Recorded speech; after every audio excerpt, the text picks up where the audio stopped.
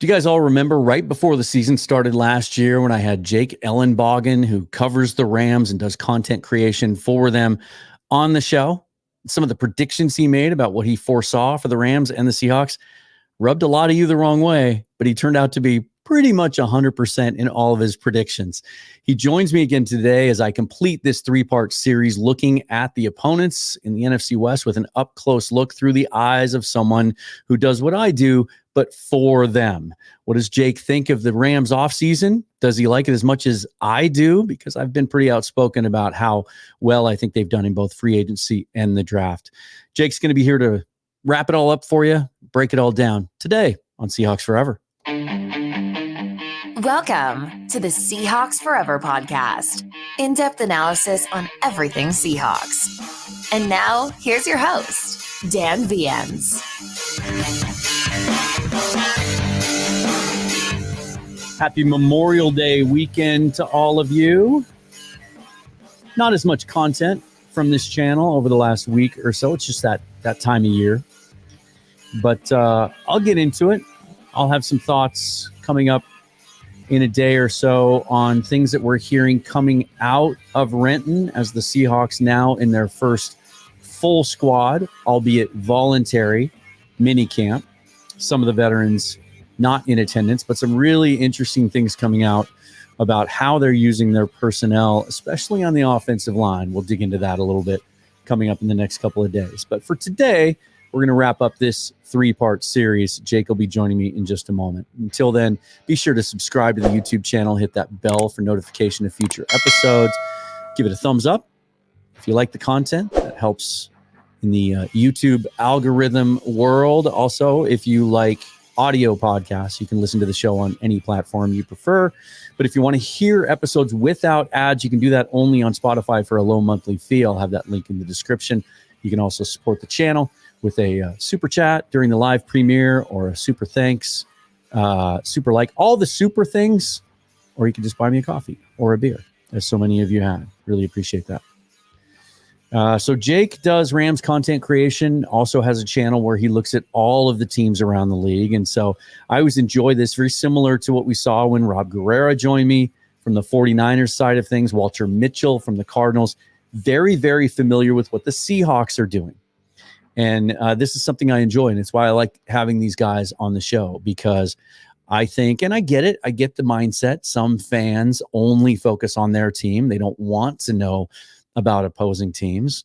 But I think when that happens, if that's your approach, you're just not as informed. Excuse me. And you're not, and I want to know my opponent, because that's how I'm going to measure what my own team is doing. And I think this coming season in the NFC West is going to be fascinating, with now two defensive-minded coaches in Jonathan Gannon and Mike McDonald facing two of the better offensive minds we've seen in the NFL, in Kyle Shanahan and Sean McVay, and how that's going to play out. It's going to be fascinating.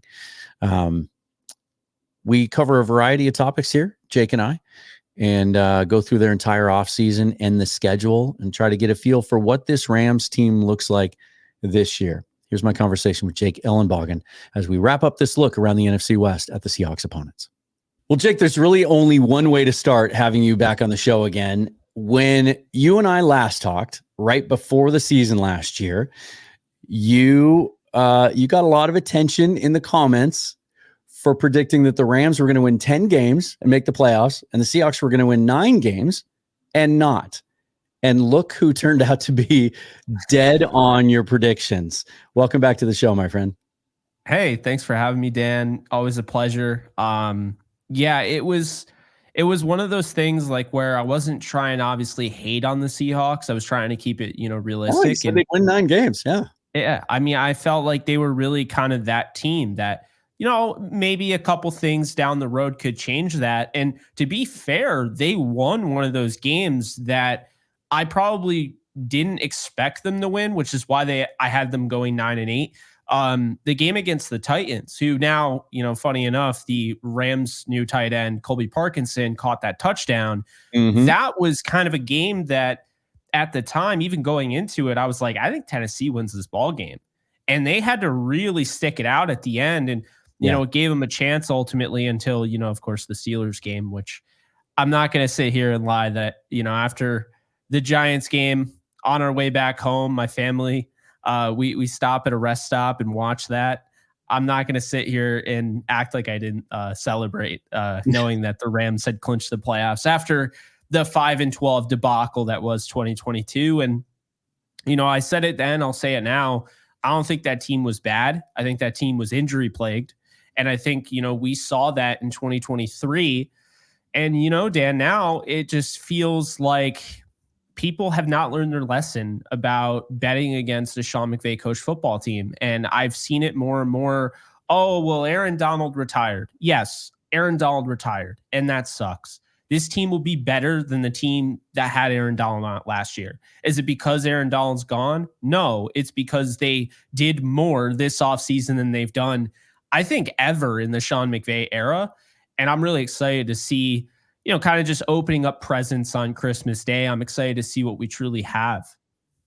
Yeah, I would say, even from my perspective, that I think it's arguable that the Rams had the best offseason in the NFL. Like I hate it that I like everything that the Rams did this offseason so much. And we're going to get into that, and that's the purpose of the show. But before we do, I kind of want to back up just a little bit to a couple of things. One is a lot of things have changed since Seahawks and Rams had last met. And one of those certainly is that Pete Carroll, no longer the head coach of Seattle. Sean McVay kind of had Pete's number, 10-5, I think, since he was hired. And it just never seemed like the Seahawks figured out how to approach the Rams, regardless of whether or not at any given time they had the talent to do so. They just never figured it out. Like Sean McVay always seemed like he was playing checkers, or he was playing chess while the Seahawks were playing checkers. What was your reaction then as a Rams fan when the news broke that Pete Carroll was out? Were you disappointed a little bit? I was kind of indifferent because I respect Pete Carroll. I actually used to like him because, I liked USC, and I got kind of bitter the way things left there. But he's a really good coach. And, did the game pass him by maybe a little bit in the last couple of years? I mean, it's fair to say possibly. But I like the hire of Mike Macdonald, from an NFL fan perspective and just somebody that watches games and what have you. And I thought he was outstanding last year against pretty much everyone except the Rams. And that's actually kind of a funny thing is when I watched that Ravens game over and I thought about it then, and I think about it now, I remember going into that preview that whole week, making content and just raving about Mike Macdonald's defense. And Sean McVay said, you know what? We're going to take 5'9", $198 Kyren Williams, and we're going to run him down your effing throat. And that's what he did. First 8 plays of the game, and he did it against the best run defense in the league. Yeah. The Rams really had no issue scoring against his defense, and that was surprising to me. The 49ers, they struggled. The Seahawks, they struggled, although he's on the Seahawks now, so not a big deal. Right. And the Cardinals struggled. But that was one thing I noticed, after they hired Mike Macdonald, I went back and I watched, and I thought Sean McVay had every single counter for what Mike Macdonald threw. And I mean, they lost the game, but they lost the game because Lamar Jackson and Zay Flowers, not because of the defense. So aside from that, though, I think Mike Macdonald's a hell of a hire. I like that they went younger, but not just, a little bit younger than Pete Carroll. Like, no, they went young. And this is somebody that is going to bring the fire. I mean, we saw it with the Ravens defense. It wasn't a surprise to see a guy like Geno Stone, who we always knew had the talent, just erupt in that final year, with him. And I was actually surprised he didn't end up with Seattle in that regard. But yeah, I do like him a lot. I like the hire. I like the defensive pieces they have. I think it's going to be really intriguing how they utilize Byron Murphy. I thought they stole Pritchett, I believe, in the 5th round. Mm-hmm. And, I think there's a lot of guys to work with where there's no reason to assume, especially the addition, and this is the biggest addition, in my opinion, Tyrell Dodson. Okay. He was an absolute stud last year for Buffalo. Yeah. with the addition of the guys that they have and getting back Uchenna Nwosu, who was hurt, I'm really intrigued to see what he can do. But I also think just, what I've heard, I've talked to some people who know him, and he's just this leader. It's not just like Sean McVay, his first year as an offensive minded coach. I think everyone just assumed, oh, he's just hired for the offense. He was just hired to help Jared Goff out. He was a leader from day one. And that is what you want as a head coach. I think too often we go, oh, our quarterback's struggling. Need an offensive-minded head coach. What does that even mean? Right. Head coach, you're managing all areas of the football. You're managing special teams. You're managing defense. You're managing offense. Just because you're figuring out delegations and personnel groupings and things like that, that doesn't mean because you're delegating certain roles that you don't have to manage the team. And I think that's kind of something that the Sean McVays, the Kyle Shanahans of the world, those hires kind of had us all forgetting about it. Even if the fact that, again, Sean McVay was a total leader, I feel like people now just look at like head coach as like it's not the whole, thing. If you have an offensive-minded head coach, your offense is going to be great and your defense is immediately going to be in the toilet, and vice versa. And I just don't think that's true. So yeah. It's been fun listening to McDonald and kind of getting to know him through this process. And one thing that I like about him is there's a quiet intensity there. Like I got a chance to meet him, and he's very cordial, very friendly, but you always kind of feel like he'd rather be in a film room, right? Like that you can almost see the wheels turning. Like he's thinking about football in the background. He's processing. That's good. But also how transparent he is, that even his very first full squad OTA workout a couple of weeks ago came out and said, look, I'm just trying to figure out my first time as a head coach, like how to manage like the things that you're talking about, how to manage the entire practice process.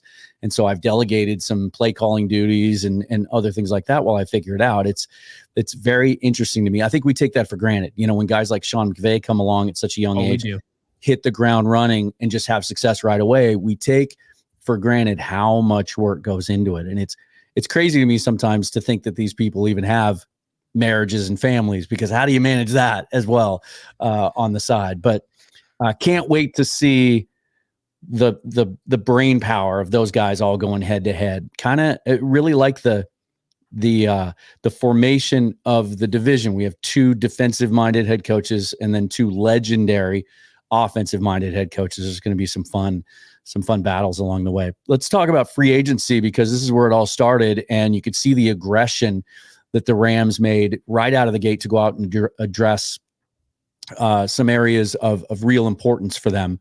And it starts on the offensive line. Right off the bat, they re-sign one of their own and extend Kevin Dotson, who played so well coming over last year. And then they go out and they pay big money to get Jonah Jackson at the other guard. Presumably Steve Avila moves to center. And as one analyst who was on the show a couple weeks ago pointed out, said that's over 1,000 pounds of interior offensive line coming at you now. A lot's been made this offseason about what is a pretty clear shift now in their approach, trying to get the most out of that running game, going from more of a wide zone team to a gap team. How do you feel about the way they address that offensive line? Well, I think it says a lot about what Kyren Williams meant to this team last year. I mean, they were 1-3 without him. I haven't seen you called early on before anybody else was on to Kyren Williams. Yeah, and it was sad kind of the way it went down with Cam Akers, but the bottom line is they gave him every opportunity and he just wasn't getting it. That, he wasn't going to be just the guy. They wanted to have a 2 running back, offense. And the reason I even bring that up is because it brings us to Blake Corum, sure. Who they added. And in my mind, I think way too many people, I'm sure you'll probably agree on this, because as much as I like fantasy football, I respect it. I respect people that put in hours of work behind it, just like anybody that watches film or whatever. Anytime you're putting in work, I respect it. But fantasy analysts have gone absolutely berserk with Kyren Williams to the point where it's absolutely insane and it's not logical. And it actually brings up an even bigger point.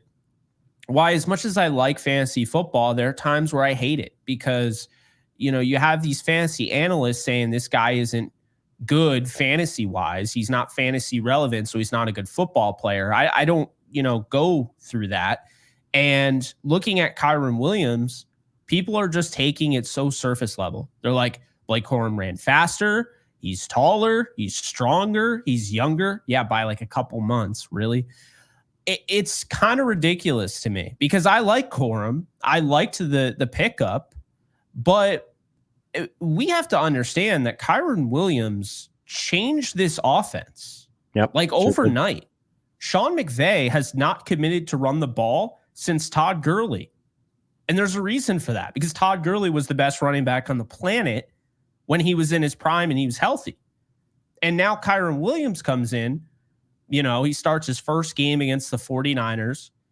And then you start to see was barely utilized in the Bengals game and they lose because of it. And then the first game with Kevin Dotson, who you previously mentioned, at right guard was against the Colts. And he has a first 100-yard performance of his career. And that was the start of it until he gets hurt. So right as he's about to take off, he gets hurt. And we saw the Cardinals games. Cardinals fans don't ever want to see him. But it just makes me laugh because it's not that Sean McVay just decided overnight, we're going to go to he did decide to go to a gap scheme with Cam Akers at the end of the year to kind of find some sort of, momentum, didn't want to have the whole definition of insanity, just doing the same thing over and over again, respecting different results. So they tried the gap, heavy gap scheme, in the run game, and it worked towards the end of the year. And we kind of all were like, wait a minute, Cam Akers looked really good, was one of the best running backs at the end of 2022. So then enter this year and they just full on, adopt it. And for a wide zone heavy team to go to a gap run scheme, heavy gap, and just see what Kyren did. Sean McVay didn't just decide to do that overnight. They went gap heavy and they went run heavy based on Kyren Williams. And so now you have an offensive line that is built to, hold their ground, if you will, in the passing game, protect Matthew Stafford. Yeah. But they are built, like you said, to help in tons of ways in the run game.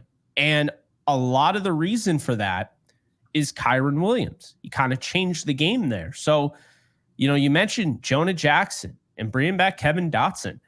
I think the most exciting thing about those two is that now we're going to see Steve Avila at center, his natural position, where people tried to challenge me on that and say, oh, well, you can't fix what's not broken.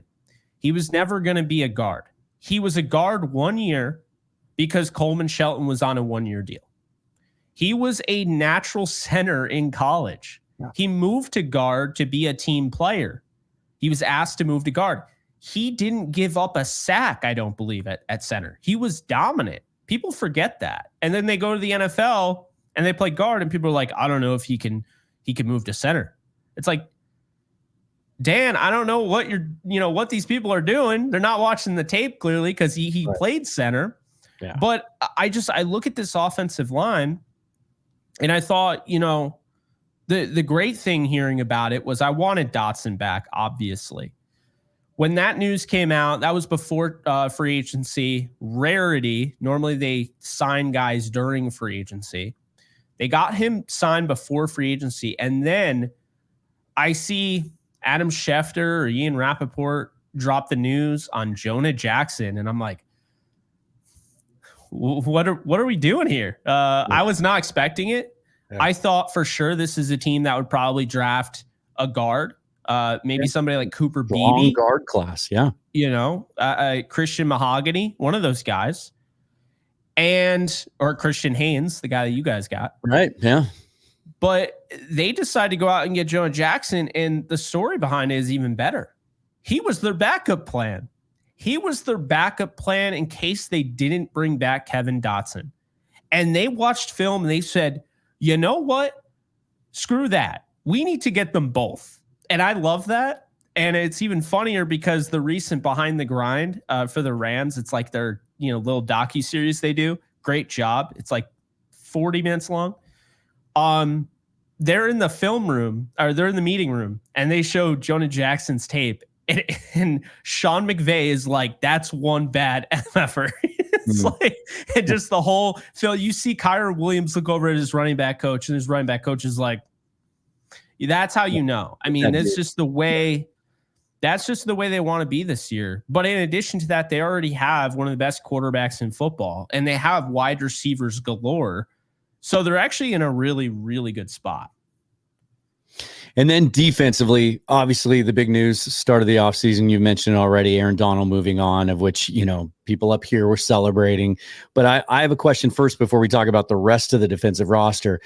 Is he really done? Because Cooper Kupp doesn't want to accept that fact. We know it's been reported the team has maintained his locker, and Kupp keeps saying, and he has said he's going to keep saying, that he's welcome back anytime. I guess it's one of those things where until we see Donald show up at some autograph signing or promotional appearance weighing 240, like is there just a sliver of hope that maybe if they're in a race for a division championship late in the year, maybe Aaron Donald isn't really done? I think it's always possible. I mean, I'll be honest with you, I've fully moved on. Because I'm not going to hold out hope. I think this team could win the Super Bowl this year. I have them going to the Super Bowl and playing the Chiefs. I'm that confident in what they've built, and I'm that confident in Matthew Stafford, injuries permitting. But I mean, it's been done before. I'll play devil's advocate here. On one side, Eric Weddle came back, actually came back 2 years out of retirement, 2 years from when he was with the Rams, comes back and he wins the Super Bowl. He was asked to play the last 4 games of the season. I mean, the Super Bowl, he separated his shoulder. He had a harness on, trying to put it all back in place. It was bad, but he won the Super Bowl and he doesn't regret that. And I think obviously, Les Snead and co have discussed this, and they even brought it up to Donald, and there's nothing until the NFL comes out and says that's illegal. You can't do that. It's in play. The devil's advocate part is that I watched them do the same damn thing with Odell Beckham Jr. They kept his locker up there the whole year in 2022. And we all could not really believe it because, I mean, to be fair, they had just won the Super Bowl. And to have the injury luck that they had, bad luck, was kind of insane. It brought me back to the year with Steve Spagnuolo, and I think they set the record for most injuries. I mean, Josh Gordy was our number one corner. So, a lot of stuff went down. But at the same time, it's you win a Super Bowl, you go through the injuries, and even until the final game, when Baker Mayfield was claimed, I still never counted them out because I just couldn't I was delusional. I couldn't fathom them missing the playoffs after just watching them hoist the Lombardi trophy. Right. And that, I think, had a lot to do with why Odell didn't come back. But still, they did the same damn thing. Odell's locker, his number 3 and everything, even though Cam Akers was wearing it for some reason. His locker was up there, and he never came back. And he went to the Ravens the next year, and now he's with the Dolphins. So, obviously, Aaron Donald is a way bigger name than Odell for Rams history. I love Odell and what he did in that run. Very important. Mm-hmm. Aaron Donald, I think, is the greatest player of all time. Now, people probably won't call him the GOAT because the GOAT has to always be a quarterback in people's eyes, but there's never been anybody more dominant that I've ever seen. I mean, maybe just in all of sports. I mean, he would just blow up. He was so dominant that Sean McVay would take him out of practice because they couldn't run the plays that they wanted to run. He would just absolutely blow the play up before they could even run it. And so he was actually doing them a disservice. And so he had so many veteran off days for that reason. That's the type of guy that Aaron Donald is. And if he were to come back, I don't know if you knew this, Dan, he was playing at 260. All muscle. I saw him mention that, that he was down to that at some point during the season. That's crazy to me. And I think they kind of broke the mold when they made him, but he also sort of changed how we think about interior defensive tackles. I think he paved the way for a guy like Kalijah Kancey to be drafted in the first round at his size. I think there have been, and we're going to talk now about the rest of this defense and what they did in response to Donald retiring and pouring a ton of resources into it. And they used free agency to kind of shore up the secondary. Tre'Davious White, Darius Williams at corner, Cameron Curl at safety. And then they used the draft heavily to address the front seven.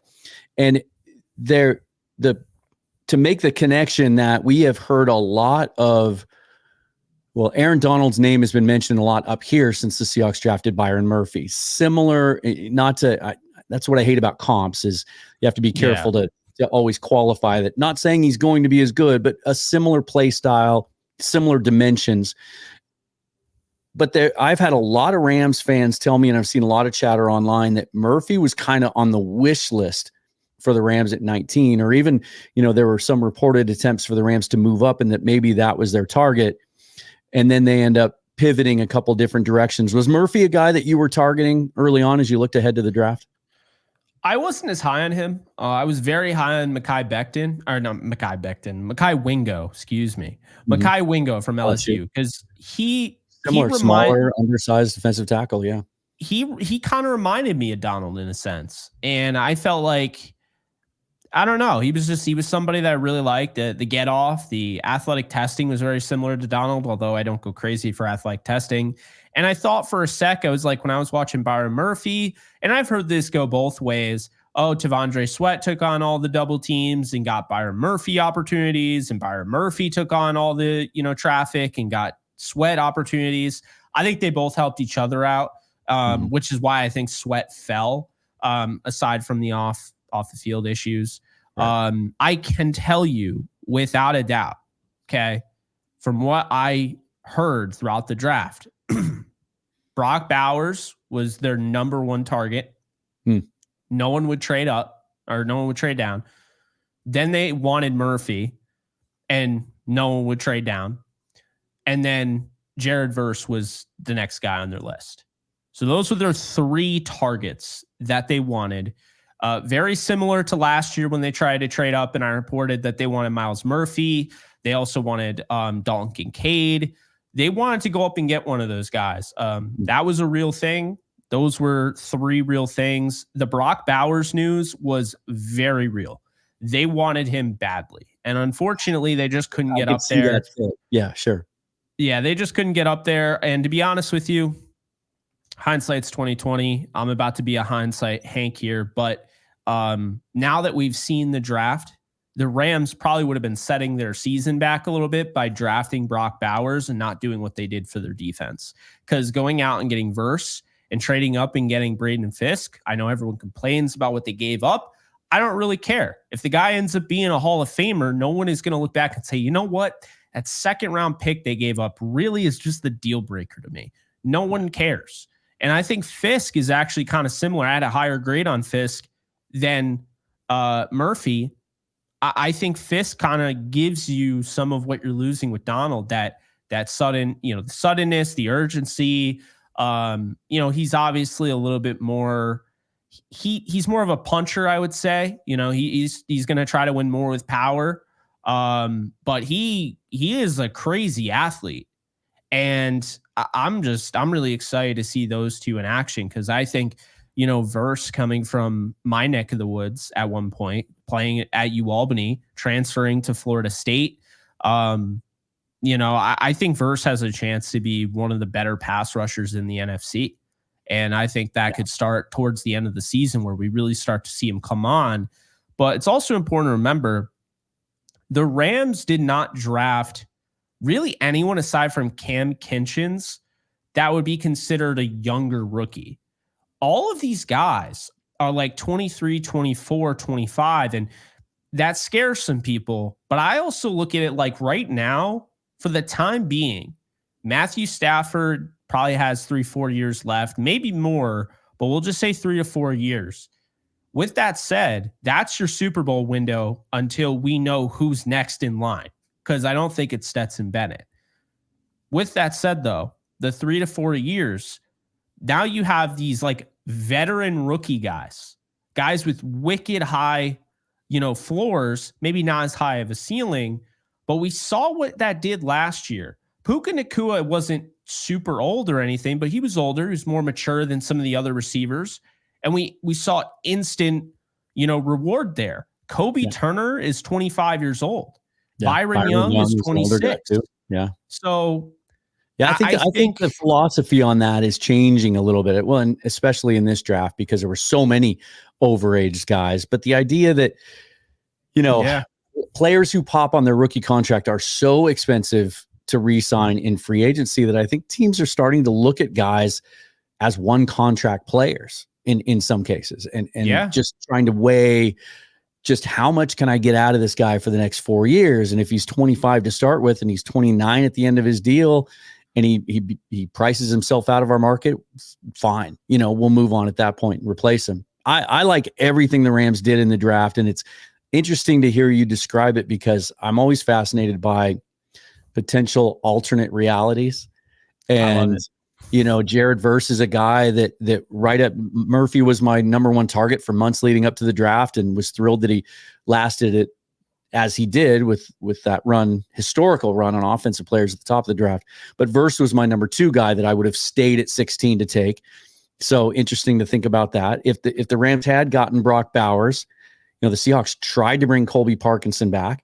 If they get Bowers, the Rams probably aren't making a move for Parkinson. Maybe Parkinson is the guy that the Seahawks re-sign instead of Fant, and he moves on.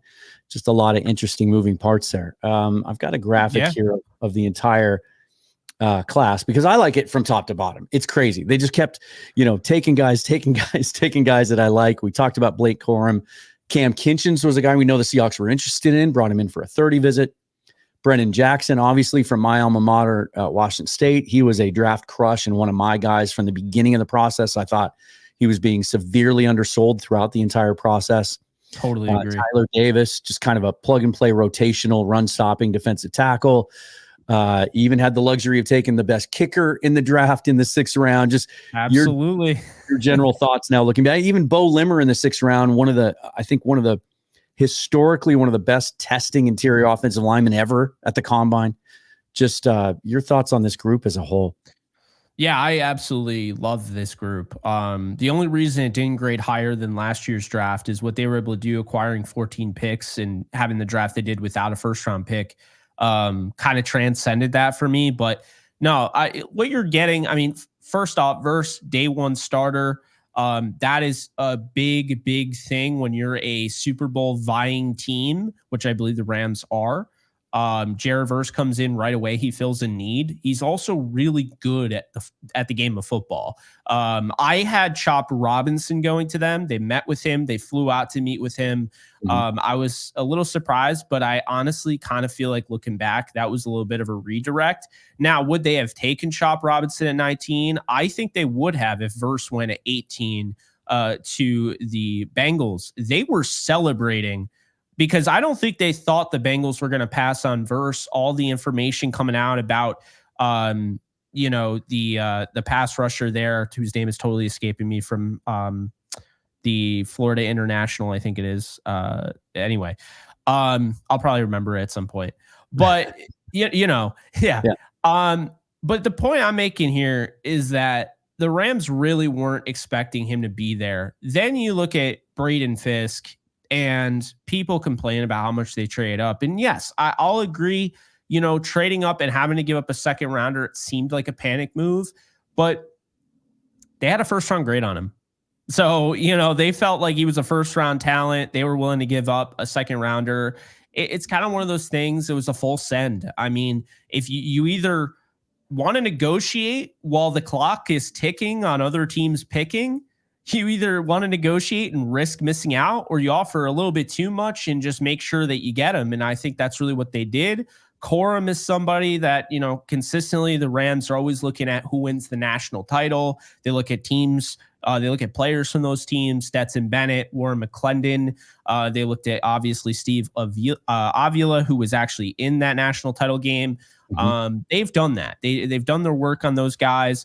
And so I wasn't surprised to see them go the Corum route. He is a Kyron Williams clone. And initially, This actually, by the way, Dan, this pick changed my whole mindset about diversifying a depth chart, because I always thought, like at wide receiver, when they went out and they signed Allen Robinson 2022, I was stoked. They've never had anybody like him. He was going to be the jump ball guy, and it didn't really work out. But it's not that Allen Robinson changed my mindset. It was that this Blake Corum pick and their rationale behind it, because I thought they'd be more interested in diversifying the running back room, adding a bigger bodied running back, like a Braylon Allen. I thought that would have been intriguing, but the rationale behind it, Sean McVay explained, is that they love Kyren Williams. So yes, fantasy football fans, they love Kyren. They love Kyren so much, they wanted a clone of him. So when Kyren, for whatever reason, needs a break or he can't be on the field, you can run the offense the same way as if Kyren was on the field. That is probably the ultimate compliment I think I've ever heard for a player. He's so good, we wanted another version of him just for when he can't be on the field. And when you have Blake Corum, who was, I'd say, arguably the best running back in college football the last 2 years, I can't hate on that pick. And then, Kinchins, he offers, now this is going back to the whole diversifying. You have a bunch of guys that are hard-hitting safeties. You have a bunch of guys that can, really thrive in run support. Not bad cover guys. But covering, run support, and ball hawking are three different things. Covering might be a guy that forces a bunch of, incompletions and, is always near and doesn't really allow much. But right. the Rams, they needed turnovers last year. They didn't really see that. And they lost 4 interceptions this offseason when Jordan Fuller left. So now what are you going to do? John Johnson also is a free agent. So you lost, 2-3 there. So you go out and you get Kinchins, who is a ball hawking safety. So you diversified your room there because you have a bunch of guys that can obviously play the run and are well-rounded, but you have one guy that is so rangy. I don't care what he tested. The film speaks for itself. This guy is an absolute animal. Reminds me of Eddie Jackson when he was playing with Vic Fangio in Chicago. That's how I kind of feel like he could be. And I think the Rams knew what they were doing. They cooked there. And then Brennan Jackson could end up being the starter and take over for Byron Young after his contract's up. Brennan Jackson, you're gonna love him. Oh, I do. I mean, I'm friends with him. He's a great dude. We had him on our show, Downtown Rams, and I'll tell you right now, we got off that call, and I said to Alexis, I'm like, he's going to be a Ram. If they meet with him, they're going to fall in love with him. They'll do whatever they can to draft him. He represents everything the we not me culture is supposed to be. And you just talk to him for 20 minutes and you're like, I mean, I've never in my life had any interview where anybody was like an Energizer bunny in the interview. I mean, he was He's like how on the field too. Yeah, he was like he translated his on the field presence to his off the field presence. Very kind, very likable guy, kind of funny as well. But I mean, he wanted to be there. I've interviewed over 400 prospects, and I could tell you, and Alexis could tell you the same thing. I mean, not everybody wants to be there. They agree, and then the day of, they get a little like, well, I guess I'll do it if you, as long as you're not busy, or they keep texting, kind of like trying to get out of it. He wanted to be there, and we talked afterwards for a while too.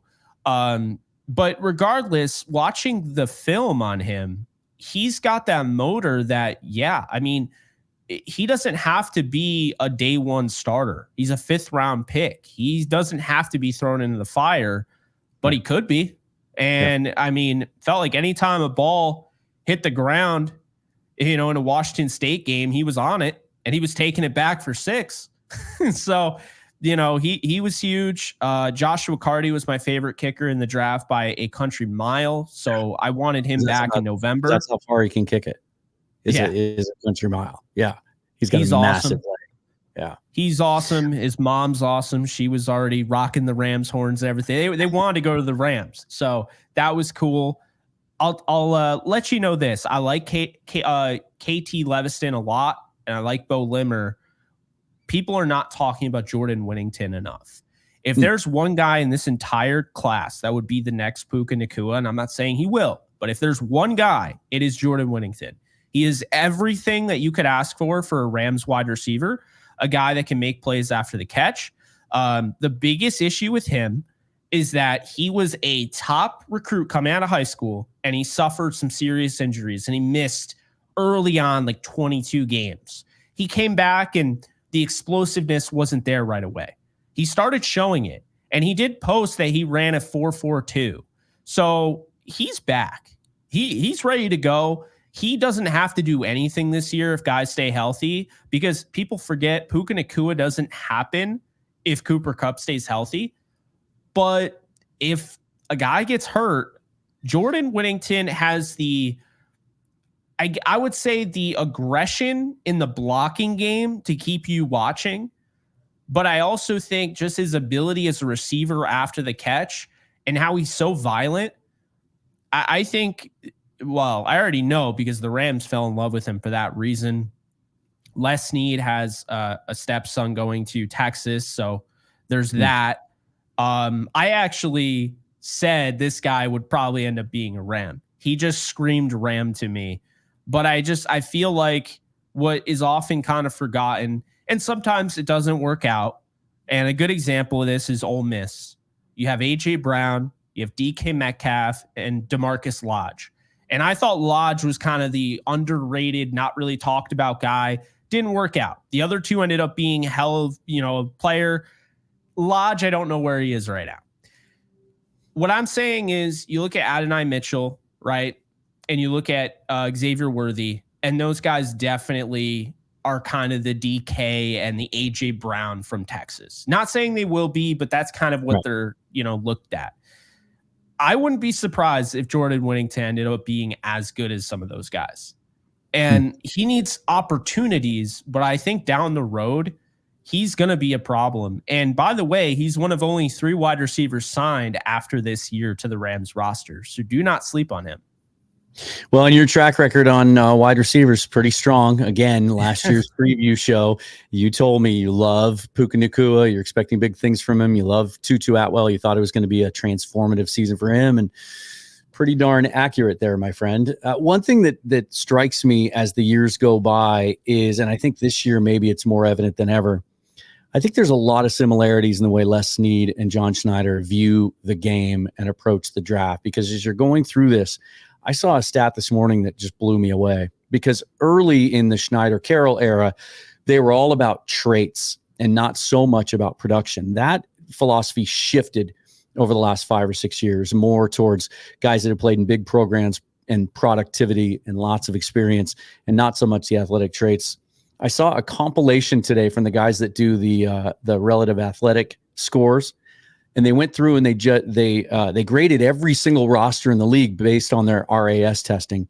And you know who was almost dead last at the very bottom of the league in total RAS score for their rosters? The Rams and Seahawks, almost at the bottom.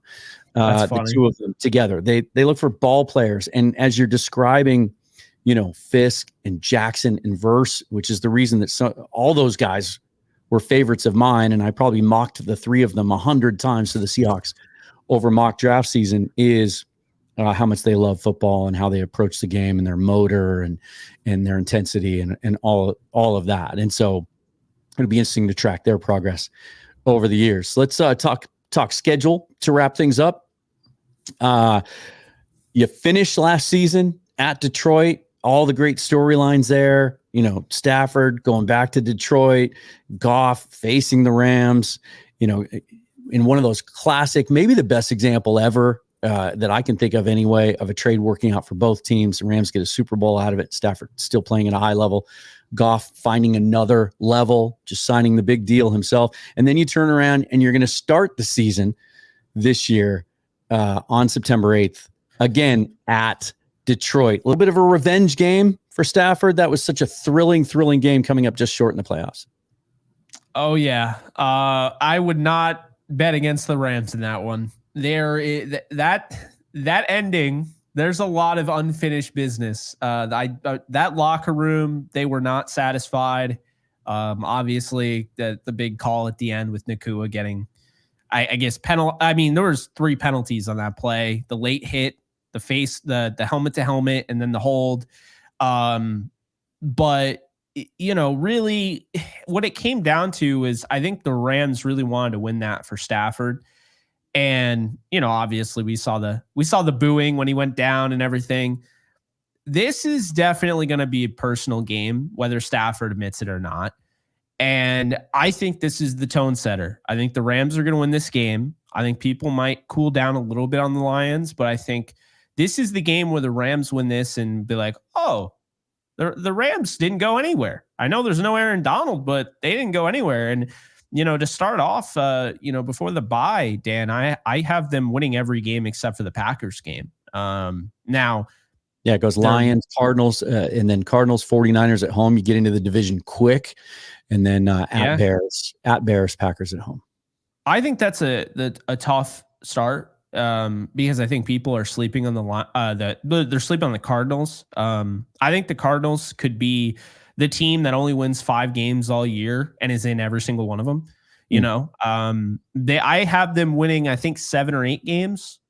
I think I have Seattle winning 8. I have the Cardinals winning 7. I think that's how I have it.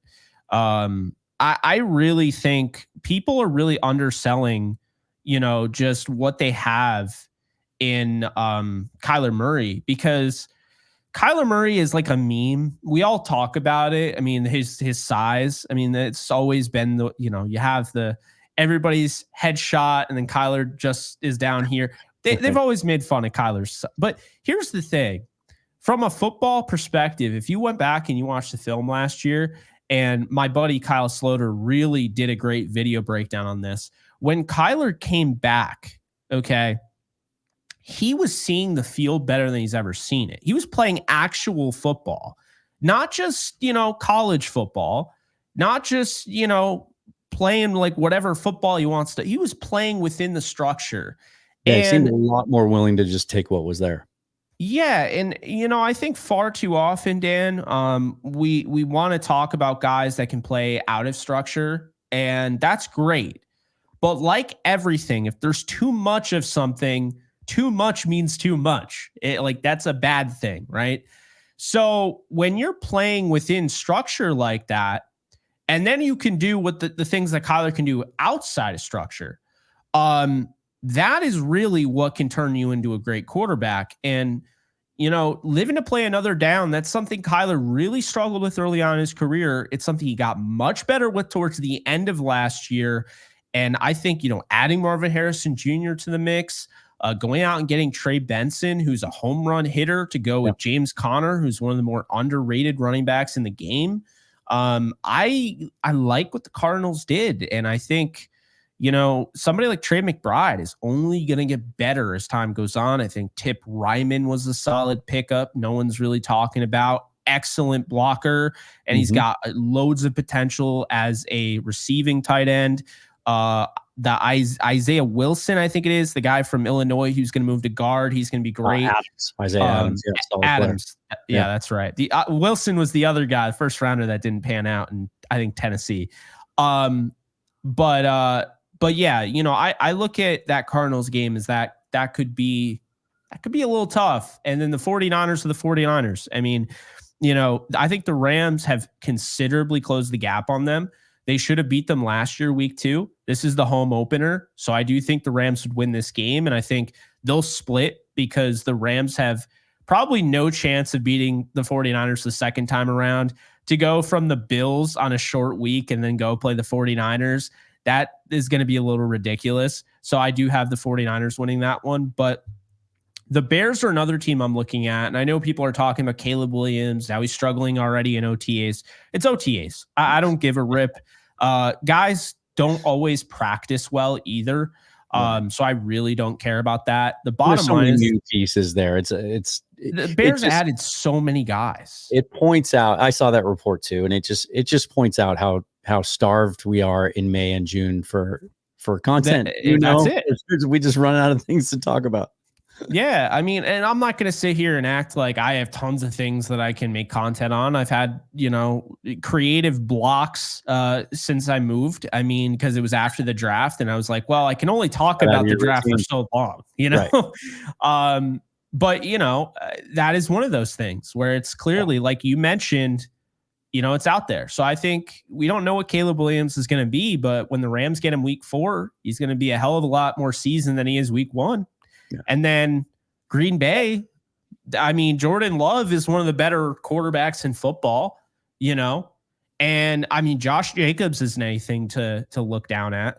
No. And I mean, those young wide receivers and what they did on the defensive side. I mean, they did like some cool things in the draft this year as well. Yeah. I think I look at that week 5 matchup, and I think, the narrative going into that game will be, is this a preview of the NFC Championship game? Because I believe that the Rams have done more than close the gap with 49ers. As I, from an outside perspective, look in right now, I would take the Rams roster over the 49ers roster.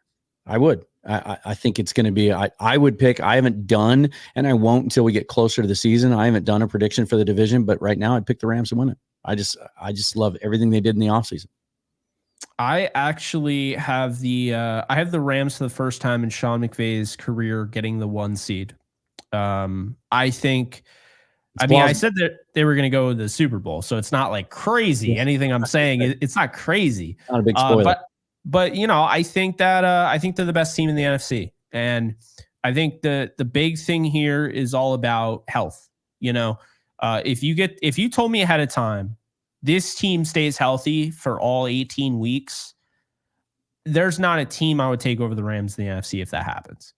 It's a remarkable. I just wanted to say it's really a remarkable example of roster building from Les Snead, because you had all those years without a first round pick, the choice to trade those for impact veterans, and then all those veterans moving on and having to make do with later draft picks, and being up against the salary cap and having to manage that. And opposing fans look at that and say, well, you got to pay the piper at some point. It's all going to fall apart. You're going to have to rebuild. And here they are going into 2024. You still have Matthew Stafford. You still have all those pieces on offense, and what they've done on defense. I think that's going to be a really fun unit to watch. It's a remarkable job by Les Snead. It really is. Yeah, no, I'm very excited to watch it myself. I think, looking after the bye, because I have them going 4-1 going into the bye, only losing to the Packers, the Raiders, the Vikings, the Seahawks, the Dolphins, the Patriots, Eagles, Saints, Bills. Those are some interesting matchups. I think the Raiders and Vikings are games that they need to win, no doubt about it. Seattle is a divisional game. I could see them both splitting. I actually, believe it or not, I don't know why, I have the Rams going 13-4. I have them losing the last game of the year to Seattle. I don't know why. I have this feeling that they're going to lose that game, because we're always complaining about, finale in Seattle. Well, now it'll be at SoFi. And I kind of feel like they're going to lose that game. And it was funny because I had them going 13-4, and I had Rams fans like, how do you have them losing the Seahawks? I'm like, you're complaining? You're really complaining right now. 13-4 isn't enough for you. They're not going 14-3. Fans are 13-4 is about what they would have gone had they not dealt with those injuries the Super Bowl season. That's really, that November to, forget, to not remember, no win November, if you will, is the Titans and the Packers and the 49ers. It was a nightmare, Dan. And I remember this like it was yesterday, because I was like Mr. Optimist and Mr. Homer, and people just kept telling me, get off the bandwagon, get off. I was like, no, I told you the second I found out about Matthew Stafford going to the Rams, they were winning the Super Bowl. The second I found that out on a live stream, which, by the way, the live stream was for the Senior Bowl, and we just completely changed everything because that came up. Right. And then they lose 3 straight. And that was my exit, my opportunity to leave. And I said, nope, they're still winning the Super Bowl. I have no doubt about it. Bad month, they'll turn things around. And they did. And I look at this schedule, and I have 13-4, but there are certain teams, like I have them losing the Seahawks. I have them losing to the Eagles and the 49ers. and I have them losing to the Packers. Those are the 4 teams I have them losing to. But if the Jets are as good as the, as good as the media wants them to be with how many primetime games they're getting, I think they have like 10. No, I'm kidding. But I mean, hey, if they're as good as that, and I covered them 2 years ago, 3 years ago, whatever. I mean, that team, they got a home field advantage if they're good. So that would be a tough game, December 22nd. If the Cardinals are as much of a problem as I'm making, they could steal one of those games. The Saints at the Superdome, I mean, they're probably tired of the Rams. The Rams keep beating up on them when they're healthy, of course. And then, the Eagles game, I never liked the Rams against the Eagles. I've never liked that matchup. It's like no matter who it is, if it's Wentz, if it's Hurts, it doesn't matter. They win. Miami's the one where I think everybody's going to have these high expectations. Oh, you got, Jalen Ramsey and Odell Beckham Jr. coming back to SoFi. I think the Rams are so much better than Miami. It's not even up for debate. Losing Christian Wilkins is going to absolutely destroy any hope of stopping the run. I think you'll be able to run all over this team. And that's not even talking about the loss of Andrew Van Ginkel, who I think is the biggest loss, in my opinion, because he can do so many things. Yeah. And you let Fangio go. I don't love the Dolphins this year. The Vikings could very well have JJ McCarthy at that point. I don't care who's quarterback. I mean, they've beaten Sam Darnold with their backups. I throw out whoever. I don't really like the Vikings this year. And the Raiders are interesting. I like Gardner Minshew and Aiden O'Connell, but I'm not sitting here, quivering in fear from those guys. I think the one team that deserves a lot of respect that is kind of being just forgotten about because they're constantly, dog walked in the playoffs, Buffalo. Buffalo during the regular season, Buffalo's as good as any team you're going to face. Yeah. And Buffalo's had a lot of success going to SoFi Stadium, going to the West Coast, beating up on the Rams. So I think Buffalo is still a tough team. I have the Rams winning that game, but I think Buffalo is definitely a team to look out for. My favorite offseason roster building related stat, you mentioned the Dolphins losing Christian Wilkins and what a blow that is. Their answer to that in free agency was to sign 7 veteran defensive tackles during free agency. We'll just and altogether they don't cost $27 million a year. Right. Real quick to finish with, there are some reports this week that Matthew Stafford's looking for a little tweak in his contract. No guaranteed money the last couple of years of his deal. Do you see any issues there? No. Stafford, I think if anything, like Rams fans freaked out about this. I think if anything, it's a good sign. It just tells me Stafford's committed. He's not close to retirement or anything like that. It's a good thing. It's just validating, his contract. He wants more guaranteed money. It shows he wants to stay. He's not on his way out. He doesn't want more guaranteed money so he can retire. But he's also not somebody that will hold out or anything like that. So, not with Lions week 1. Yeah, no, absolutely not. No. I don't want to say too much, but he was pissed off about that game. We'll say that he was pissed off. I would not at all be surprised if he came out and threw 500 yards and 7 touchdowns and just let all of his fury out on the Lions. Would not be surprised at all. But yeah, I don't see it affecting anything. Like Sean McVay has said, and I understand people say, oh, well, that's coach speak, Jake. Well, I mean, the reality of it is he said some things.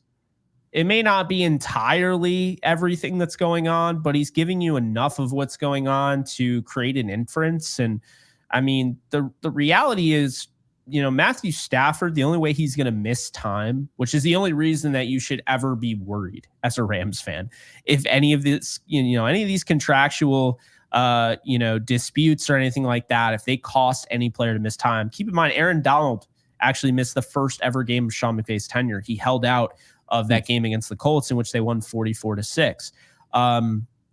But That's the thing. If he doesn't miss any time, who gives a rip? And Matthew Stafford won't miss a down. I mean, he might with injury. We'll see. I'm not calling him injury prone. I'm just saying this is a league where anybody can get hurt at any given time. I mean, you saw it with, Adams and Diggs and Nwosu. I'm rooting for Nwosu. He's a fun player to watch. I hated that injury for him. Oh, one thing I wanted to bring up, by the way, you guys signed an absolute stud that I had found watching film on another guy. He stood out to me, and I was like, who is this guy? Nick Harris. Nick Harris, for a little bit, he didn't get a ton of opportunities in Cleveland, which is why he left. But Nick Harris, for a little bit, when he was given the opportunity to play at center, he looked like a top 10 center in football. Like, I think you got an absolute steal.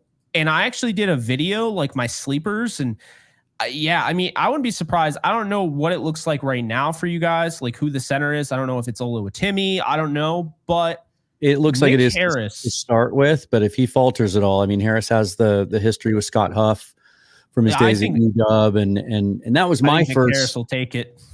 That was my first experience, or my first exposure to Nick Harris when he was coming out of UW.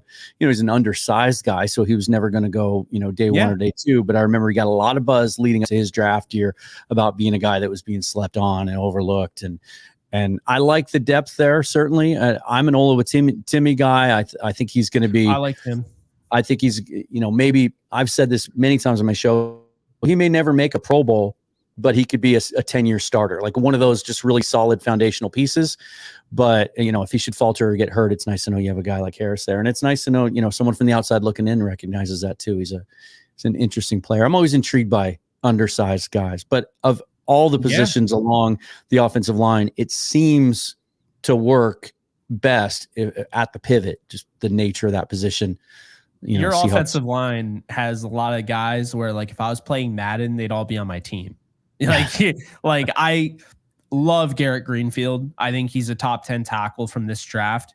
I couldn't believe he didn't get drafted. And one of the most interesting storylines that I'm seeing out of full squad minicamp this week is that George Fant obviously is the starting right tackle in the absence of Abe Lucas right now, but that Greenfield is alternating. It's a 50-50 snap split between he and Mike Jarrell, who they drafted in the 6th round to play right tackle. So Greenfield, I can't believe he didn't get drafted. It's insane. I thought he was a top 3 round guy. I understand why he would fall because he's 25, but there's nothing on film that's like, that guy's an undrafted player. Like, that's insane to me. We see it every year, though. There's always guys that fall. You got LaMea as well, who I love. Yeah. Same. So big fans of those two. I liked Abraham Lucas, obviously, in that draft in 22. Cross is a stud. I still like Anthony Bradford. I mean, he doesn't have to start. I think that's good depth there. And I mean, I'm a big Tremaine Ankrum fan, obviously. I mean, I interviewed the guy, played in big time games at Clemson, was never really given opportunities with the Rams. But before he got hurt, he did get a chance to start in that 2022 season. Yeah. That's what got him signed, because people went back and watched that tape and they're like, oh, we got something here. Yeah. I went back and looked at it and I thought, this guy looks like a starting NFL guard. Yeah. One thing I'll say, though, this might be a little controversial. When I was covering the Jets, Laken Tomlinson was the worst player that I watched on that offense. Worse than Zach Wilson. He was abysmal. I don't think he's just going to magically find this whole thing. I think people are way too quick to, he was a Pro Bowler and all. Okay, he went back to the offense that he was a Pro Bowler on with the Jets. He reunited with Mike LaFleur and was god awful. My concern here is that you have Laken Tomlinson start and you let him literally start half the year. Well, one of these guys, like a Nick Harris, because I like Oluwatimi at guard personally. So if I was going to, build this offensive line, because you got a lot of guys to choose from, I would say, no doubt about it, left tackle, Charles Cross, right? Not even a debate. Right tackle, as long as he's healthy, Abraham Lucas. Then in the interior at left guard, I'm going to put Oluwatimi. I'm going to have Christian Haynes at right guard, and center, I'm going to have Nick Harris. My sixth man is going to be a guy with versatility that can play guard or tackle. Did that with the Rams, Tremaine Ankrum. And then after that, everyone's up in the air. But that's the one thing. This offense looks so nice. I love the addition of Sam Howell. I thought that was a brilliant move. I like George Holani, who you got out of Boise State and UDFA. Yeah. He's a stud. The one thing I just did not like about their offseason was going out and getting Lincoln Tomlinson. He has lost it. He is not the same player. And I think it's only a matter of time before one of these guys supplants him. Well, it's, as much as that offensive line, that position group for the Seahawks has been sort of an annual perennial struggle over the last 10 years. When I look at the depth chart this year, this is the first time I can recall, looking ahead to training camp and thinking there's going to be some tough cuts here. Like they have given themselves a lot of options. Yeah. And I have been encouraged because I'm with you. I'll believe it when I see it with Laken Tomlinson. The contract's pretty generous, though. It'd be pretty painless to cut him if he gets beat out. I do like some of the early indications out of minicamp that they are playing Lamea at left guard, which I was hoping they would do. He was only a right side player at Utah. Bradford tweaked his ankle this week, so we haven't seen him, but I'm interested to see if they'll give him some run at left guard at some point. He did play left tackle at LSU, so he's played on the left side, and I would love to see them kind of grooming him in the event, in the inevitable prospect that Haynes is going to be the starting right guard for a long time, that he could play both sides. So always interesting to hear an outside perspective on our roster. I think the viewers are going to enjoy that. And I always enjoy talking to you and having you on.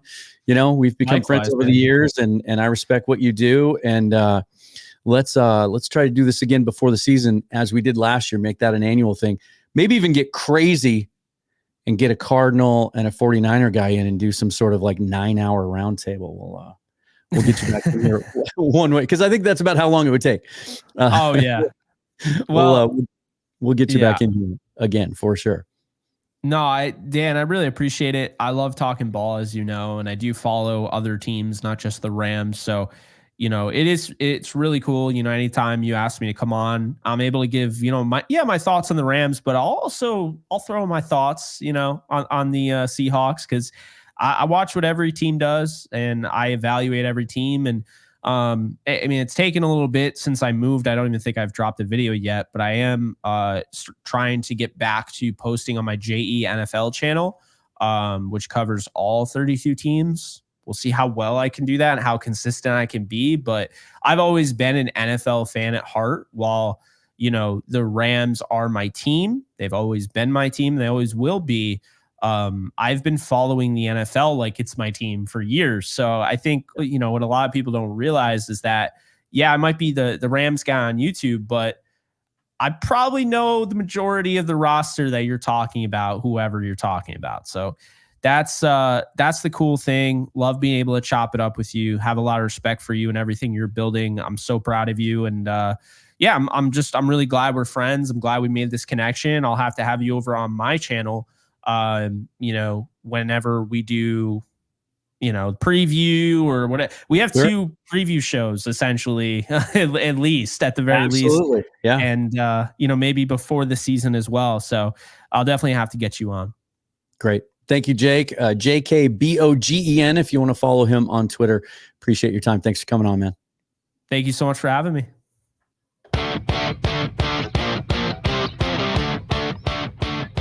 There's an oldie but a goodie. Got some new music loaded in for the outro. Used that one in my intro to build the intro to the show before it was Seahawks Forever back in the day.